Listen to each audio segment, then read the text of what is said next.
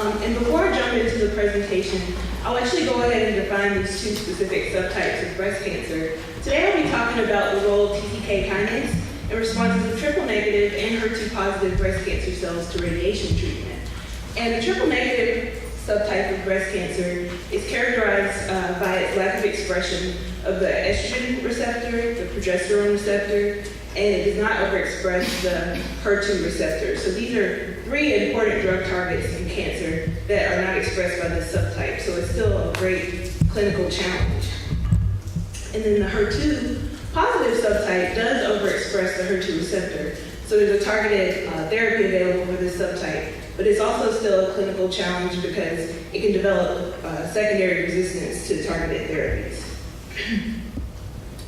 So just a brief outline of my presentation. First, I'll be talking about TTK's role in radioresistance, and very briefly, the role TTK has in breast cancer cell growth and the epithelial to mesenchymal transition. To orient you a little bit with the acquired characteristics that all cancer cells have, this diagram shows the dynamic nature of the 6 original hallmarks of cancer and the 4 recently characterized enabling characteristics of cancer. I won't belabor you with the details of all of them because that's a whole lecture in itself, but the ones most relative to this talk are the self-sufficiency and growth signaling, and also this contributes to changes in the DNA replication capacity of cancer cells, which ultimately contributes to genomic instability in cancer. And a subcategory under this genomic instability is changes in the chromosome stability of the cell, so how the DNA information is packaged in the chromosome and passed over serial cell divisions. So in an independent endeavor in the lab, my lab primarily focuses on the integrity of the centrosome in the cell, which controls the formation of the mitotic spindle during mitosis. We carried out a microarray screen just as I joined the lab to characterize the regulated centrosomal genes, specifically in the HER2 positive subtype. And one of the genes that came out of this screen was TTK kinase. And as I joined the lab, I began to characterize functional changes in TTK that were specific in this subtype of breast cancer. So more about this kinase, TTK, which is also known as MPS1. To orient you a little bit with its kinase structures, it has the characteristic kinase domain, but also this MPS1 degradation signal, which controls its levels in various stages of the cell cycle, and also this centrosome localization domain, which controls when TTK is localized at the centrosome. It's a dual specificity kinase with diverse substrates, and its most comprehensive role is in the spindle assembly checkpoint. So prior to mitosis, the spindle assembly checkpoint makes sure all the chromosomes are accurately aligned before the cell can proceed through mitosis. And in this capacity, it functions upstream of MAG1 and 2 and BUG1. It also has a role in the DNA damage response, which is important when radiation is used to treat patients. And I'll go more into this pathway later, but in this capacity, it phosphorylates CHEK2 upon DNA damage at the G2M checkpoint of the cell cycle. And also a role, which I'm more interested in my primary project, is the role of TTK in centriole duplication.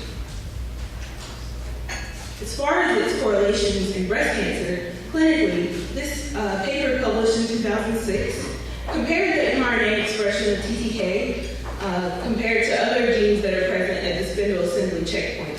And just to orient you to the figure here, what's most important is when TTK expression is compared in a normal breast cell line.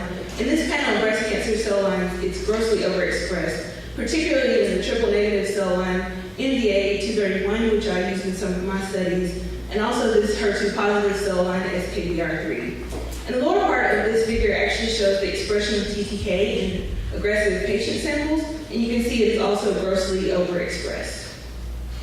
In a later study published back in 2013, the same French group actually saw the same correlations and that TTK was overexpressed most highly in the triple negative patient samples they had, and then second in line was the HER2 subgroup. And they also confirmed this pattern via immunohistochemistry staining of tumor samples. So it seems that TTK is a very clinically relevant kinase in breast cancer. And then another clinical hurdle in breast cancer treatment is actually radioresistance. So again, these two specific subtypes they're actually more likely to be resistant to radiation treatment, especially after the tumor relapses. Several unanswered questions in this field is to understand why some breast cancer patients fail radiotherapy in the first place. Also, what molecular alterations are responsible for these changes. And the hurdle we want to get over is how can we sensitize breast cancer cells to radiotherapy, but also protect the normal cells from radiation-induced effects. So radiation can actually induce great damage to the normal cells surrounding the tumor. So it would be very important to target only the cells that would actually respond to radiation treatment. And the long-term goal here is to identify patients who would have the true benefit from radiotherapy instead of clumping them together just based on cell type. So to better characterize those who would actually respond to this type of treatment. And so the underlying mechanisms of radioresistance that have been proposed, one of them is that there are deregulated cell and apoptotic programs leading to the selection of stem cell populations that are radioresistant. And this can result in error-prone DNA repair, which allows the cells that are radioresistant who repopulate the tumor that is now resistant to radiation treatment when the patient, their disease returns. This paper published just last year shows some of the intrinsic factors that are responsible for the selection of stem cell populations that are radioresistant. One of them, as I mentioned, being the deregulated cell cycle proteins, and TTK falls into this family of upregulated phosphor checkpoint proteins. I mentioned earlier that TTK has a role in the DNA damage response, and it does this by participating in a feedback loop with ATM, which is an important sensor of the DNA damage in the cell. And both of these kinases phosphorylate the same residue on CHEK2, and this leads to downstream pausing of mitosis if DNA damage is detected. However, in the cancer cell, this is a renegade process, which allows cells to resist with damaged DNA. So the cells that are allowed to proceed through mitosis now have aberrant DNA damage. So in a previous endeavor in our lab, we tested the radio sensitivity of several breast cancer cell lines, and for today's purposes, I've just chosen to show 3 of them. But when we compared the normal MCF10A cell line to m2ts, we saw a significant change in the amount of radiation it took to see changes in clonogenic colony formation. And although this isn't like a twofold change, it was significant from the baseline levels.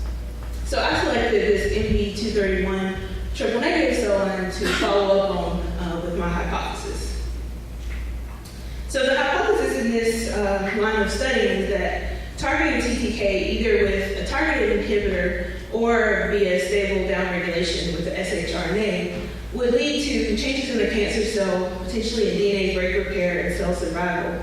We could ultimately use this information to identify radioresistance signature in patients or to study in vivo tumor growth. In these preliminary studies, we found that TTK knockdown with the stable shRNA, when combined with radiation treatment, it also increased cell death and gamma H2AX accumulation as a marker of DNA damage in triple-negative breast cancer cells. To orient you to this figure, because there's a lot going on here, this is an empty vector control for the shRNA, and these are the cells that carry the shRNA against TTK. So when we probe for phosphorylated gamma H2AX, we see some baseline levels of DNA damage at the increased doses of radiation treatment.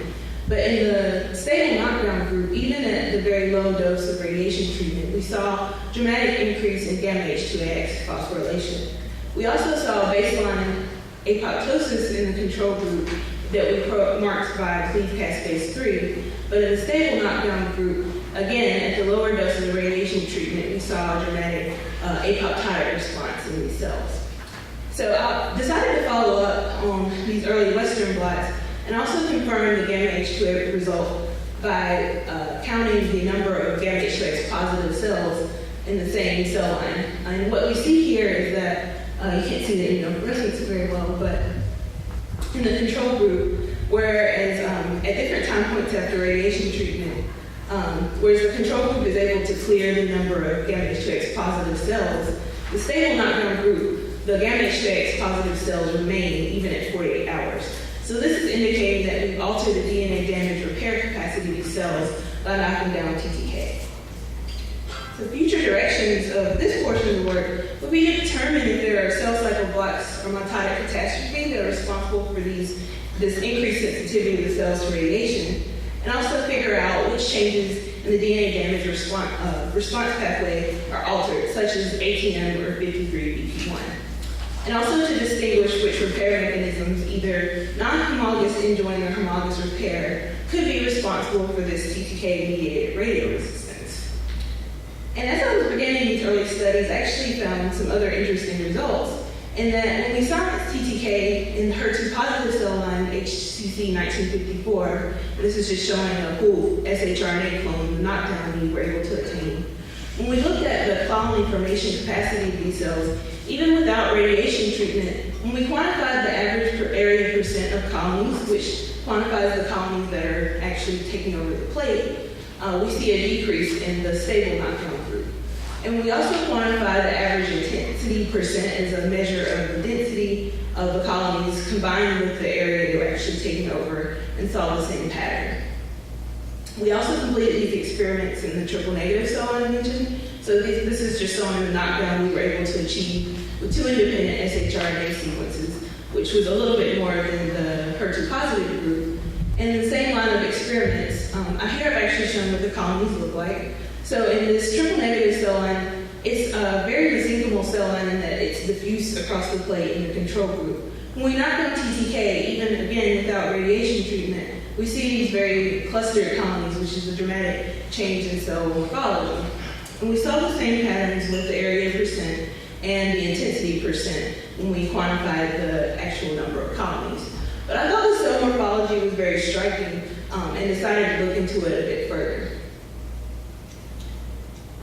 So at higher magnifications, looking at these colonies, what I noticed is that in the control group, this is the traditional mesenchymal cell phenotype of the m2ts cell line. If you look closer, you can see the invasive protrusions coming off of these cells. But in the stable knockdown group, they begin to cluster more, and now we've lost the more invasive phenotype of these cells, which would indicate that these cells could potentially be going a reversion from the mesenchymal phenotype back to an epithelial phenotype, which is more differentiated.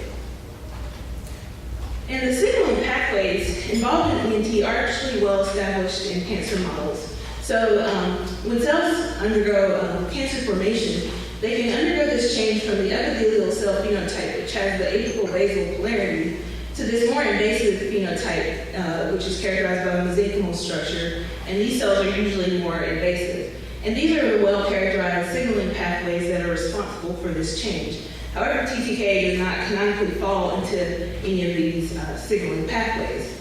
So we begin to ask, what is the role of mitotic kinases in ENT? There's a large question mark here, so it's a very open field of research.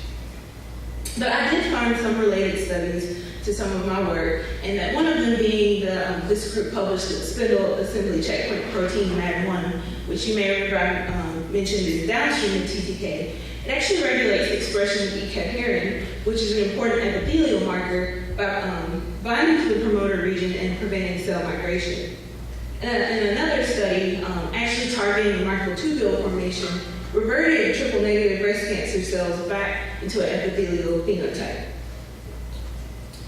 So, and to address this question that the cells might potentially be going a reversion back to the epithelial phenotype, to orient you again to the changes in cell morphology, I began to probe for different markers of the epithelial to mesenchymal transition. So this is showing the TTK expression of the stable group compared to one of the stable knockdown clones. And what was most striking here is this change in vimentin expression, which is an important marker of the mesenchymal cell phenotype. So you can see in the control cells, these are expressing a mesenchymal marker, which we now lose when we knock down TTK. We also saw some changes in Snell and Slug, which we are still dissecting, but these are two important transcription factors that control ENT.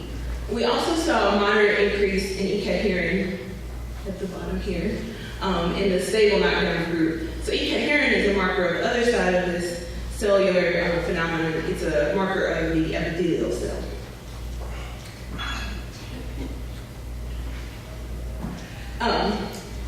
So to follow up on the vimentin result, I also did immunofluorescent staining, and what was most striking here is that in the control group, we see the traditional filament instructor of Bamin, but when we knock down TTK, we now see these disassembled Bamin aggregates at the edge of the cell. So what could be going on here between TTK to induce these changes in MT? Well, there could be activities of downstream substrates of TTK or changes in the binding activities of TTK. I have a very hypothetical model that I'm interested in testing what could be going on here. So as I mentioned, TTK phosphorylates BUB1 at the spindle assembly checkpoint. And this affects the localization of MAD1 and 2 at the spindle assembly checkpoint. And I mentioned that earlier study that MAD1 binds to the E-cadherin promoter. So maybe in the presence of TTK, MAD1 is not able to bind the E-cadherin promoter and transcription can occur. However, when we knock down TTK, we could lose this phosphorylation event, and MAD1 may now be able to bind and induce transcription of E-cadherin, which would revert the cells back to the epithelial phenotype. So this is a model I'm interested in testing. And the future directions of this work would determine how science and TTK induces this MET transition. It could also be due to post-translational modifications. And some endpoints would be to assess changes in cell invasion and migration upon alteration of TTK, and determine kind of the flip side of the coin, if TTK overexpression will drive EMT in normal cells. So my acknowledgements. I would like to thank everyone in my lab, my advisor, Dr. Harold Saavedra, the Imaging Corps, my graduate program, m2ts, thesis committee, IMSD at Emory, and funding sources, and also the organizers of this meeting. Thank you.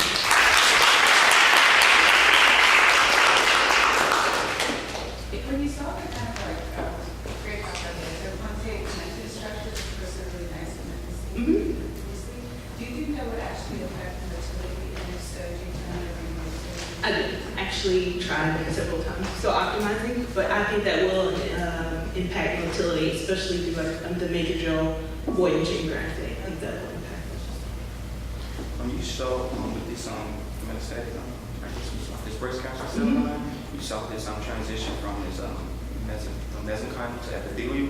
Most of the time, we know that small GTPases play an important role with this. So would you be interested in looking at the role that small GTPases may play in like the cytoskeleton? Definitely. You're talking about roll racks and yeah, definitely. And luckily, there's a very collaborative community at Emory of people who study that, so some helpful discussions. Yeah, my question is kind of related to the ionizing radiation sensitivity based on TTK. So does TTK have a protective effect? So that's highly debated actually.